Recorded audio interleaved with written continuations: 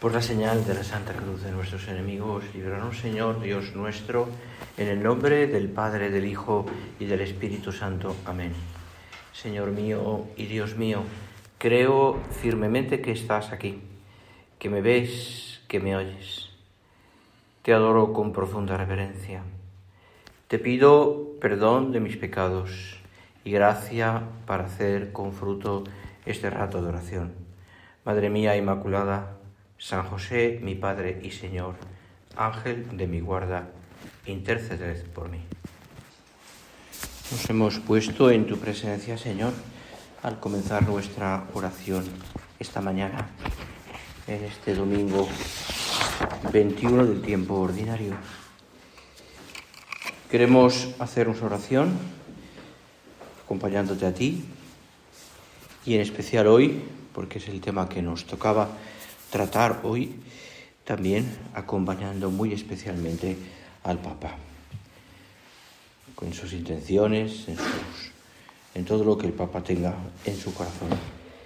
Mirad, hoy en una de las oraciones de la misa, concretamente esa oración que se reza sobre las ofrendas después de ofrecer el pan y del vino, en la cual pues esas oraciones siempre están relacionadas con lo que se acaba de poner encima del altar, el pan, el vino, nuestros propósitos, nuestras vidas, todo lo que nosotros ponemos allí para ofrecer al Señor hoy, ese día en el que sea, ¿no? Pues dice así: Señor, que adquiriste para ti un pueblo de adopción, con el sacrificio de una vez para siempre, concédenos propicio los dones de la unidad y de la paz en tu Iglesia. Me venía muy bien al comentar este texto, ¿no? Porque precisamente lo que hoy vamos a tratar con el Señor en nuestra oración es ese amor a la Iglesia y al Papa que está en la entraña del corazón de la fe cristiana y está en la entraña también de una persona que, como tú y como yo, tenemos una vocación específica en la obra, ¿no? Porque no te olvides de aquello que tantas veces nos repitió nuestro Padre, que la obra la quiere Dios para servir a la Iglesia como la Iglesia quiere ser servida. Por eso el pedir al Señor, y en concreto, que nos conceda los dones de la unidad y de la paz en tu Iglesia, es algo que nos llena el corazón y que de alguna manera para ti y para mí es importantísimo, para cualquier cristiano, pero es importantísimo, la unidad y la paz en tu Iglesia. Cosa que, como bien sabes, pues no es sencillo, y a lo largo de los siglos, en esta historia que vivimos de nuestra fe, pues han pasado tantas cosas distintas y siguen pasando hoy también. Hoy también. Por eso no nos cansaremos, lo hacemos con frecuencia, pero no nos cansaremos nunca de pedir por esto. Es más, será una de nuestras intenciones singulares y especialmente importantes. La Iglesia, tu Iglesia, Señor. Así lo hacía también San José María, nuestro Padre, y así lo han hecho también, nos han enseñado todos los santos. La Iglesia, la obra está para servir a la Iglesia. Servir a la Iglesia, como la Iglesia quiere ser servida. Mirad, la historia de la Iglesia, la vida de la Iglesia es un camino de amor de Dios a los hombres, un camino de palabra de Dios que se cumple en la vida de los hombres también a pesar de los pesares.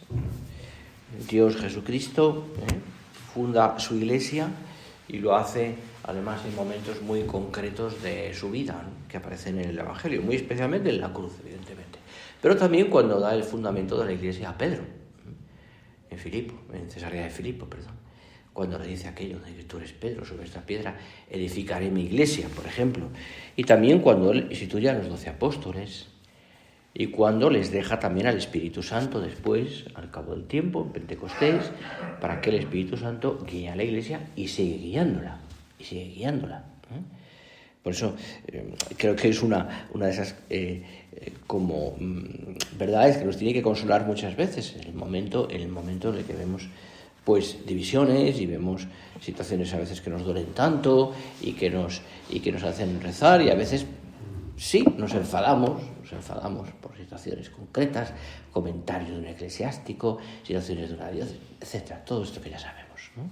Pero te tiene que consolar mucho saber eso, ¿no? La Iglesia es de Dios. La Iglesia la guía el Espíritu Santo. Por tanto, el Espíritu Santo está siempre. Y han pasado muchísimas cosas en la vida de la Iglesia. Y podemos decir que incluso peores que las actuales. Y ahí estamos. El Espíritu Santo no ha dejado de guiar continuamente a su Iglesia. Siempre. Y así será. Es, por tanto, la historia de la Iglesia un cúmulo de luces y de acciones del Espíritu Santo en la vida de los hombres y, por tanto, en la vida nuestra. Y cada uno de nosotros formamos parte de esa historia, de esa vida. Escribimos también con nuestra entrega la vida de la Iglesia, siguiendo también lo que siempre hemos aprendido en la obra, que el camino que tenemos para ser más Iglesia, si se puede decirlo así, o ser más buenos hijos de la Iglesia, es siempre ser buenos hijos de Dios, buenos hijos de la obra, buenos hijos fieles. Hijos fieles. Ese es el camino que tenemos. Para nuestro Padre, como bien sabes, fue un camino de amor para servir a la Iglesia, que desde muy al principio, evidentemente desde que sus padres le enseñan y después desde que va también como conformando poco a poco también su vocación y las luces que Dios le va dando, pues nuestro Padre va como confirmando también pues el amor suyo a la Iglesia, que lo hace de muchas maneras.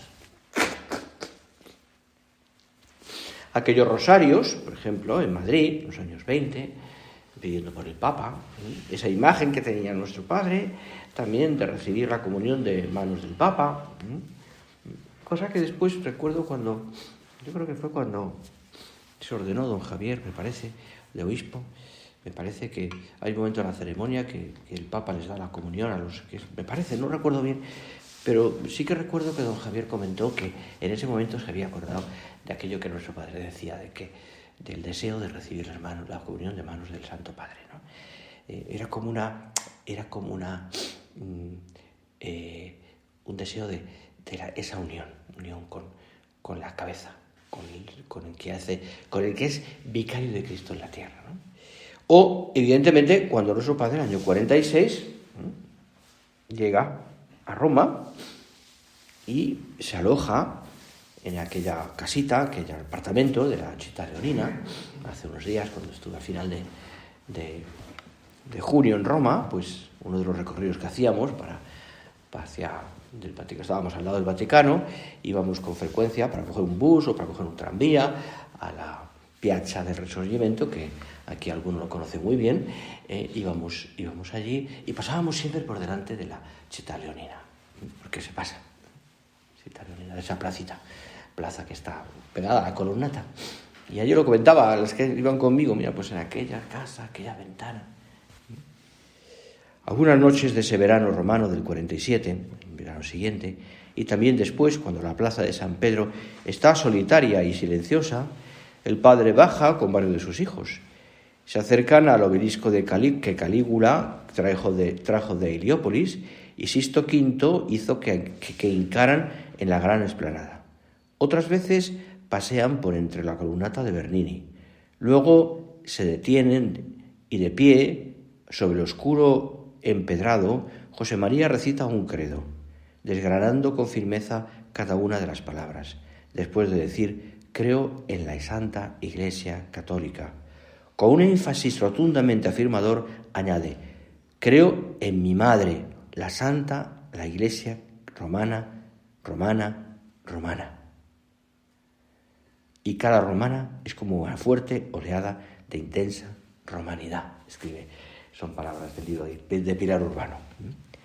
Pasado algún tiempo, apenas unos meses, intercalará otra frase espontánea y vital que denota el deseo íntimo de superarse a golpes de fe, no se sabe qué desconcertantes pesadumbres.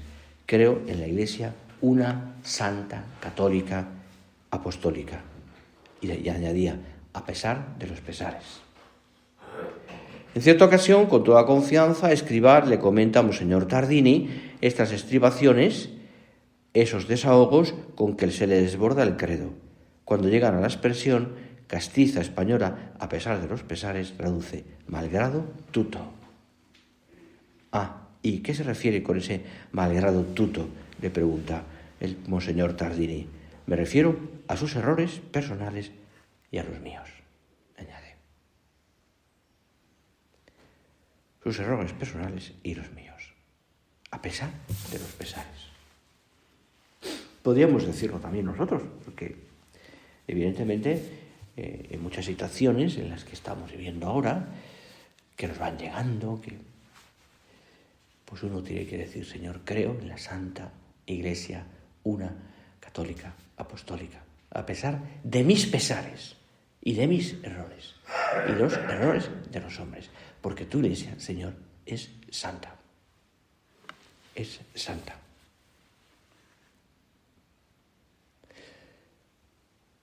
Tenemos muy claro cómo toda esta situación, pues en el alma de nuestro Padre supuso tanto sufrimiento. Como buen hijo de la Iglesia. Como buen hijo de la Iglesia. Porque veía tantas situaciones que le rompían el alma. Le rompían el alma. Y que le llevaban a desagravio, a rezar y también, desde ese momento concreto, a hablar. Se puede decir como a denunciar todo aquello, pero siempre con un sentido positivo. Y siempre pensando qué puedo hacer yo más. Cuando nuestro Padre habla de la situación de la Iglesia, lo hemos comprobado en las tertulias, siempre la conclusión es decir, ¿qué tengo que hacer yo mejor? ¿Qué puedo hacer yo personalmente en mi vida interior, en primer lugar? Y después, a pesar de eso, también hay más cosas. Pero, ¿qué puedo hacer yo para que esa situación, esto cambie? Para desagraviar, para aliviar. Tenía aquella imagen nuestro Padre cuando hablaba de todo esto, de esas piedras sillares de una catedral destruida que cada uno de los cristianos ponía otra vez en su sitio, dándole un beso porque es amor a la Iglesia, una imagen preciosa. Es decir, ¿qué puedo hacer yo? Cojo mi piedra, cojo esa partecica mía que yo puedo también con mi vida interior restituir, hacer que cambie, ¿no? Y llevarla al sitio donde tengo que llevarla, ¿no? Y ponerla allí, para que dé gloria a Dios. ¿Pero qué puedo hacer yo? ¿Cuánto puedes rezar? ¿Cuánto podemos desagravar? ¿Cuánto podemos, a través de nuestro apostolado personal, a través de nuestro trabajo bien hecho, a través también de tantas cosas en las que podemos ayudar? A veces hablamos mucho. Hablamos mucho. En un ámbito evidentemente pues, privado, pero yo creo que perdonad, lo digo, y me incluyo, hablamos demasiado. Hablamos demasiado. Que si el Papa, que si no sé cuántos, que si este cardenal, que si este obispo. ¿Cuánto rezamos? ¿Cómo queremos a la Iglesia? ¿Cómo queremos al Papa? ¿Cómo queremos a nuestro obispo? Evidentemente, el de la diócesis, me refiero. Al Padre le queremos mucho. Y seguramente a nuestro obispo también. Pues, ¿qué ha dicho? No sé qué es. Para. ¿Eres buen hijo de la Iglesia? A veces habrá que hacer lo de los hijos de Noé.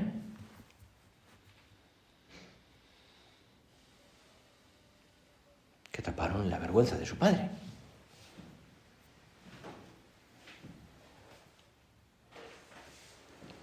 Siempre hay que pensar en todo esto, cómo actuaría y cómo actuó, porque lo vivió y vivió estos tiempos nuestro Padre también, en situaciones muy, muy parecidas, no deja de ser casi igual, aunque hayan cosas cambiado, pero pues, ¿qué hizo nuestro Padre? ¿Cuánto rezó? cuánto rezó. Una de las intenciones suyas en aquel largo viaje a México en el año 70 era esa, ¿no? Confiar a la Virgen sus ansias por la vida de la Iglesia, azotada en aquellos años por fuertes borrascas.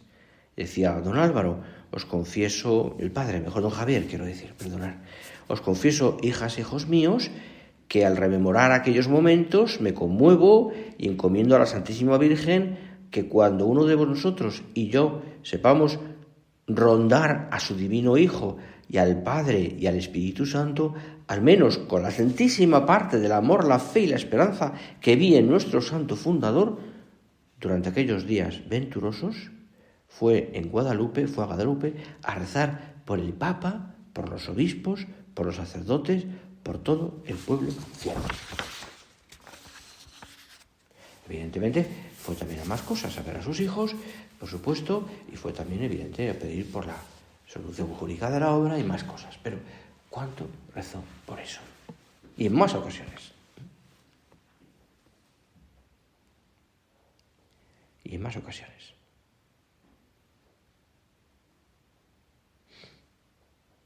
Hemos leído muchas veces en camino esas palabras, ¿no?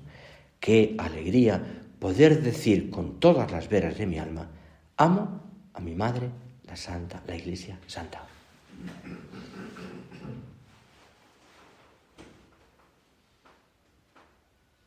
Y así es.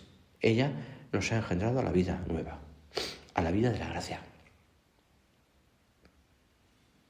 que nos ha proporcionado la felicidad eterna. Ella nos ha dado la fe y con su magisterio nos lo conserva íntegra y fecundo. Nos dispensa los sacramentos, manantiales de la gracia. Nos da la caridad, nos educa en el amor, nos guía, nos defiende, nos dirige por los caminos de la esperanza.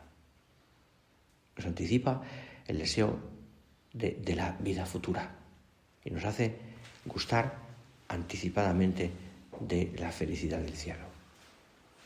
Dios ha querido a su Iglesia así, azotada por tantos vientos, dividida en muchos momentos, Occidente, Oriente, etc.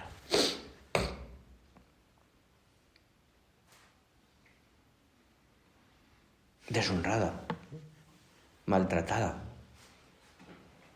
Solo veáis ahora mismo lo que está pasando en Nicaragua, por ejemplo, ¿no? Esa persecución casi como hace años, ¿no? De la Iglesia, ¿no? Porque la Iglesia defiende la verdad. Hemos aprendido de nuestros padres y ellos de sus padres, y así generación tras generación, a rezar. Nos han llevado ellos también a los sacramentos. Hemos recibido a través de una catequesis la verdad de la fe. Y hemos ido como mejorando interiormente y aprendiendo toda nuestra fe a través de esta misión maravillosa, catequética, misionera, evangelizadora de la Iglesia. Y así sigue siendo. Conmueve mucho ver, ¿no? Cuántos hombres y mujeres a lo largo de los siglos y de los espacios, del tiempo, están hablando de Dios en tantos países.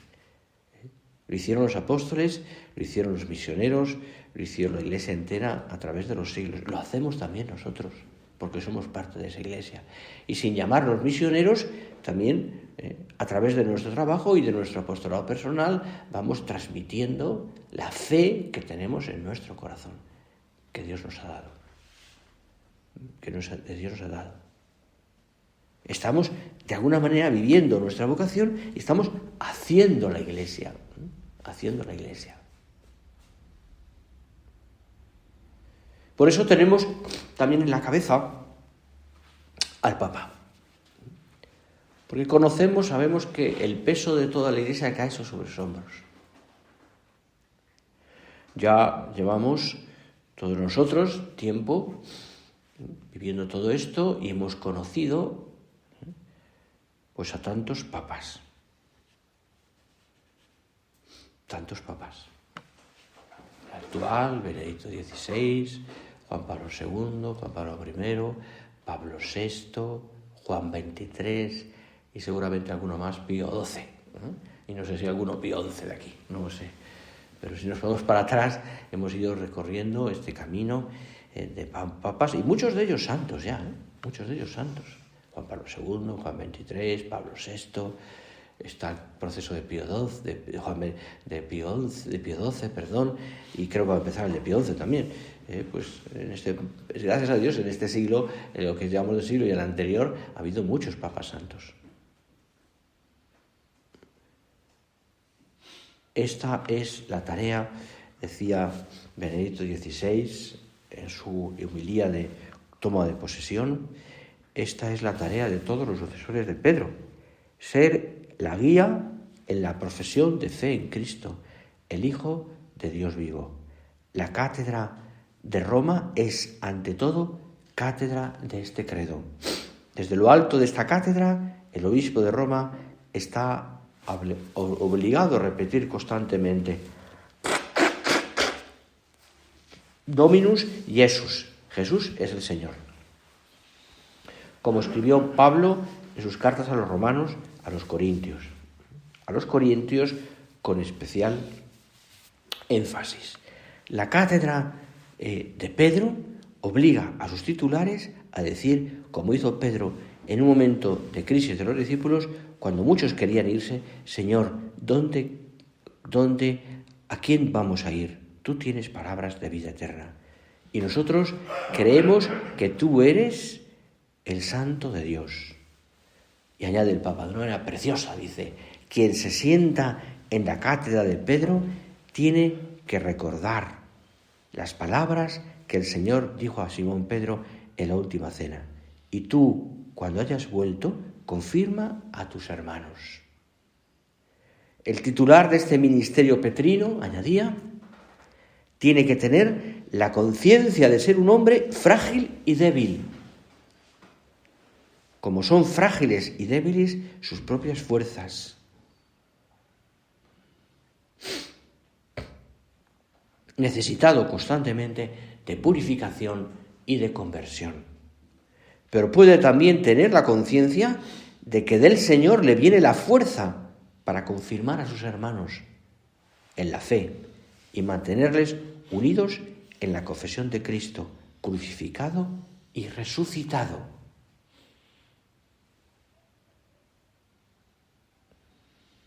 Cosa tan bonita porque lo pone allí, ¿no? Es decir, ¿qué tiene que ser el Papa?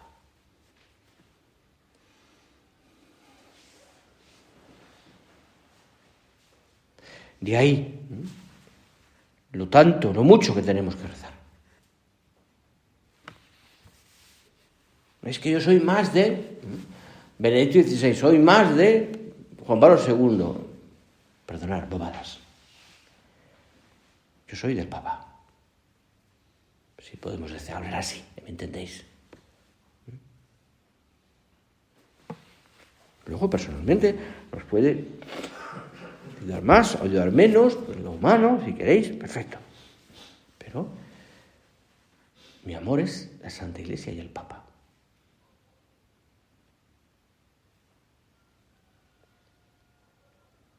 Sea quien sea. Estos días que os contaba Romanos, que estuvimos allí un largo fin de semana, después de una cola, porque ya se hace cola para entrar en San Pedro, pues pudimos entrar allí. Muchos de los que iban con nosotros fueron a la cúpula, yo ya tampoco tenía más interés, ya había subido más veces. Me fui a la capilla del Santísimo, que ha quedado preciosa, y allí estuvimos algunos de nosotros rezando bastante tiempo, pidiendo por el Santo Padre, pidiendo por la Iglesia, por tantas personas que estaban allí, por las familias, etc., ¿no? Y después, siguiendo el itinerario que seguía nuestro Padre, fuimos haciendo estas visitas que te recuerdo. En primer lugar, decía él, voy a la capilla del Santísimo. Allí rezo una visita y una comunión espiritual. Después, saludo a la Virgen en uno de los altares donde se la venera como la Mater Ecclesiae. A continuación, junto al altar de la confesión, rezo un credo de rodillas, Quizás todos los demás están de pie, pero a mí me da devoción rezarlo de rodillas. Y al salir, le decía uno, pones una postal a tus padres, les ilusionará recibirla con el matasellos del Vaticano. Bien. Pues hicimos este recorrido más o menos mismo. Que nos unía a la Iglesia, nos unía también a la obra. Ubi Petrus, ibi Ecclesia, ibi Deus, decía un padre de la Iglesia. Ubi Petrus, donde está Pedro, ahí está la Iglesia, ahí está Dios. Qué bonito es ver como una de las intenciones clarísimas de nuestro Padre, desde que está en Roma y antes también, evidentemente, fue romanizar la obra. Romanizar la obra. Que en todos nosotros creciera ese amor al Papa.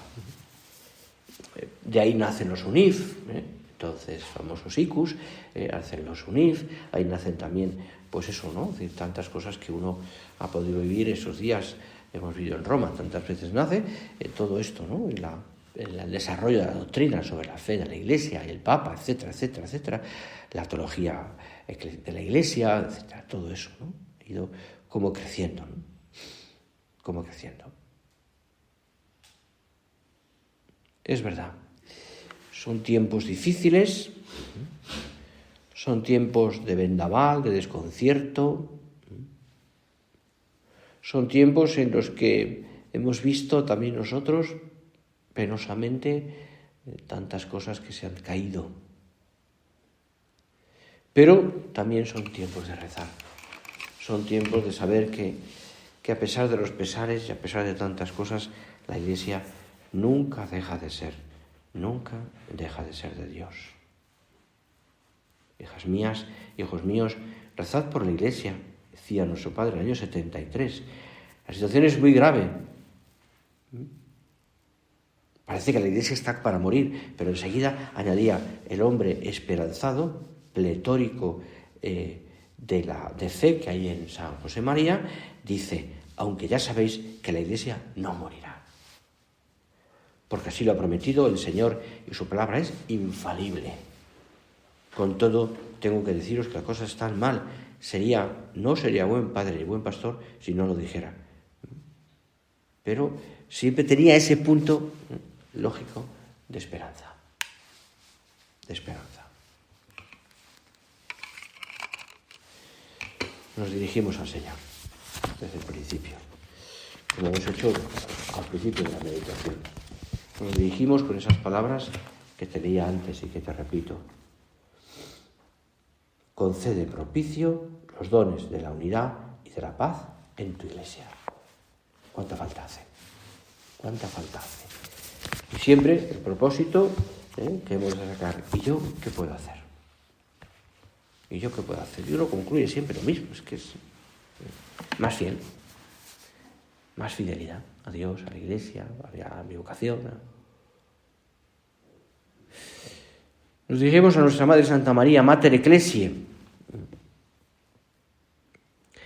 Ella que cuida de su Iglesia desde el principio, que apoya a los apóstoles, que es como el punto de donde ellos, cuando Cristo ya se ha ido y Pentecostés está a punto de llegar, pues María le sostiene.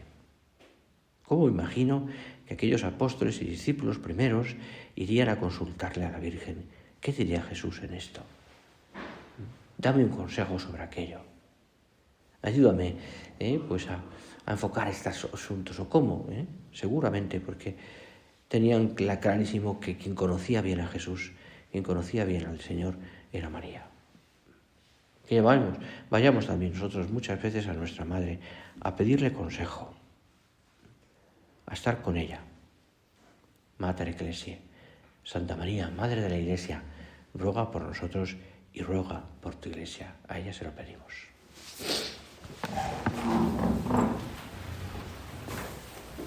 Te doy gracias, Dios mío, por los buenos propósitos, afectos, inspiraciones que me has comunicado en esta meditación. Te pido ayuda para ponerlos por obra. Madre mía Inmaculada, San José, mi Padre y Señor, Ángel de mi guarda, interceded por mí.